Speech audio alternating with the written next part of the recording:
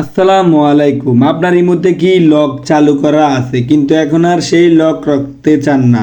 আজ আমি দেখাবো কিভাবে কোনো ঝামেলা ছাড়াই খুব সহজে ইমোর লক বন্ধ করবেন। এই ভিডিওতে তা দেখিয়ে দেব, তাই ভিডিওটি না টেনে শেষ পর্যন্ত দেখতে থাকুন। সো ভিডিওটি শুরু করা যাক।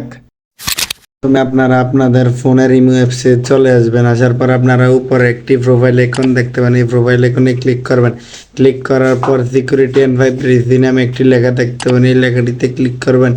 ক্লিক করার পর আপনাদের সামনে এরকম একটি ইন্টারফেস শো হবে। তারপর আপনারা এখান থেকে পাসওয়ার্ড লক এই লেখাটিতে ক্লিক করবেন।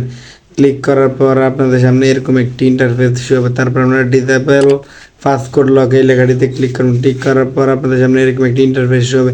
তারপর এখান থেকে আপনারা ডিসেবলে ক্লিক করবেন। তারপর আপনারা যেই লকটি দিয়ে ঢুকতেন এই লকটি এখানে বসিয়ে দিবেন। লক বসিয়ে দেওয়ার পর আপনাদের লকটি ডিলিট হয়ে যাবে। এখন আর আপনাদের ইমোতে ঢুকতে হলে আর কোনো লক খুলতে হবে না, এমনিতেই ইমোতে ঢুকতে পারবেন।